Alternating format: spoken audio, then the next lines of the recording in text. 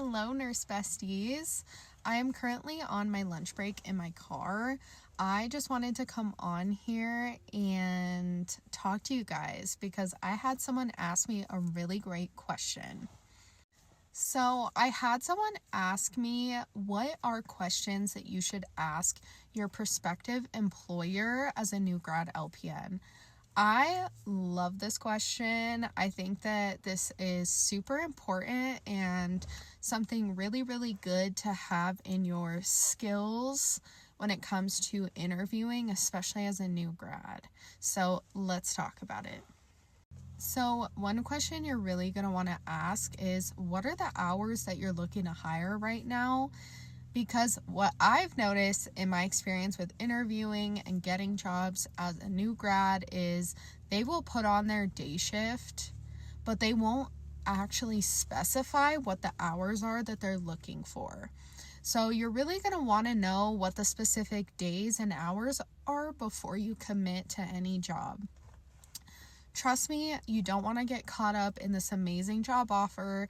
They have great benefits, they're going to pay you good, and then you have to work 5 a.m. to 5 p.m. every day and you hate getting up that early. Or it's a rotating schedule, so you never have consistency.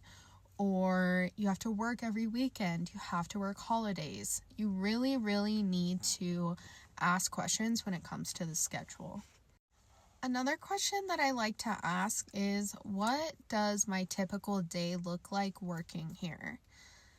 This has helped me a lot because if there is a nurse who works at the clinic there, they can give you more insight than what a job description explains. Like, oh, when I get there, I have to do the opening duties, and that includes this. I have to do this in the morning for my patients. I have to do this. Like, there are little things that they don't add into the job description, and this may make it or break it for you or give you just a better idea of what kind of workload you're going to have. And another question that I really like to ask is, what is the nurse to patient ratio? Unfortunately, in the state that I live in, Colorado, there is no laws when it comes to nurse to patient ratio. So patients will get pissed off about this because they're like, why is there no one here to help me? And you're like, I'm sorry, I'm only one person. And they blame you. But really, it's the state's fault and it's management's fault for putting you in that position. So you really want to ask this because you need to know, one, how ill are these people that I'm taking care of and how many of them are there? Am I going to be in a building by myself with these people? Are there going to be multiple nurses? Are there going to be CNAs or BHTs on the shift with me? Who else is there that's going to help me be successful in my shift? And if you're feeling brave, and I hope that you are, you should also ask, why are you hiring for this position right now? Do you have a high staff turnover ratio? Places will try to cover their tracks, but you will be able to tell by their answer if they are desperately short-staffed and they are just trying to hire anybody, or if they're like, no, we had someone go on maternity leave and they're not coming back, or someone retired. You know, there's a lot of positive reasons why people leave jobs. It's not always negative.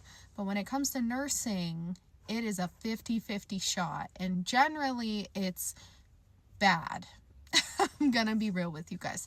Generally, they're hiring because something bad happened. So you want to be really careful and ask these questions.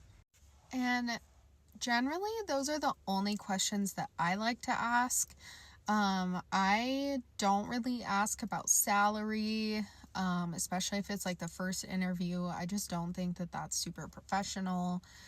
I also sometimes don't really ask any questions because if I know that I'm not going to take the job, I'm not going to ask any follow-up questions. Like if I'm like, fuck this company sucks, the hours don't work, I just won't even follow up with any questions because I'm just not interested and I'm not going to waste my time or anyone else's time.